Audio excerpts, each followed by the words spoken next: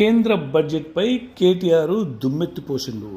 BJP ఇతర రాష్ట్రాల ఎంపీలు తమ రాష్ట్రాలకు నిధుల వరద పారిస్తుంటే తెలంగాణ బీజేపీ ఎంపీలు దద్దమ్మల్లా వ్యవహరిస్తున్నారని బీఆర్ఎస్ వర్కింగ్ ప్రెసిడెంట్ కేటీఆర్ విమర్శించిండు. రాష్ట్రానికి నిధులు తేలేని సీఎం రేవంత్ రెడ్డి, కేంద్ర మంత్రులు, ఎంపీలు తెలంగాణ సమాజానికి క్షమాపణ చెప్పాలని డిమాండ్ చేసిండు.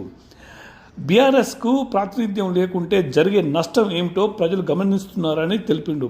ఇక్కడ మీరు ఆలోచించండి. అంటే ఈయననే అన్నాడు, గత సంవత్సరం బడ్జెట్లో ఏమి రాలేదు, గుండుస్తున్నా అన్నాడు. మరి ఇప్పుడు బీఆర్ఎస్ ప్రభుత్వం లేదు కదా, మరి ఇప్పుడు కూడా లేదు కదా. సో వాళ్ళకు వీళ్లకు తేడా ఏంది అన్నది ఇక్కడ మీరు ఆలోచించాలి ప్రజలారా.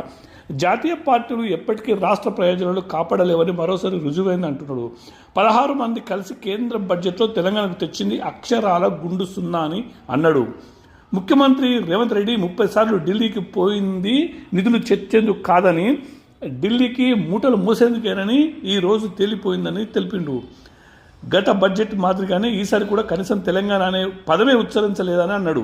అంటే ఇప్పుడు ఈయన ఒప్పుకుంటున్నాడు కదా, గత బడ్జెట్లో కూడా తెలంగాణకు రాదు. మరి అప్పుడు ఈయన ఏం కొట్లాడిండు? ఈయన అప్పుడు కొట్లాడింది, మరి ఇప్పుడు కాంగ్రెస్ ప్రభుత్వం కొట్లాడాలని చెప్పి ఈయన చెప్పడానికి నైతిక హక్కు ఎక్కడ ఉందని చెప్పేసి ప్రజలు అడుగుతున్నారు. సో ఏది ఏమైనా ఈ బడ్జెట్లోనైనా కేంద్ర ప్రభుత్వం తెలంగాణ వైపు కన్నెత్తి చూస్తుందేమోనని 4 కోట్ల ప్రజలు ఎదురు చూసిందని తెలిపిండు. ఎన్నికల కోసం బీహార్కు బంగారు పల్లెంలో వడ్డించి తెలంగాణకు మాత్రం అన్యాయం చేసిందని తెలిపిండు.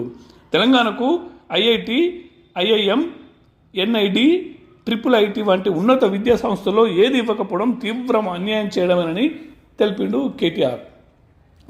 ఇప్పుడు దుమ్మెత్తిపోస్తున్నాడు అధికారం కోల్పోయినాక.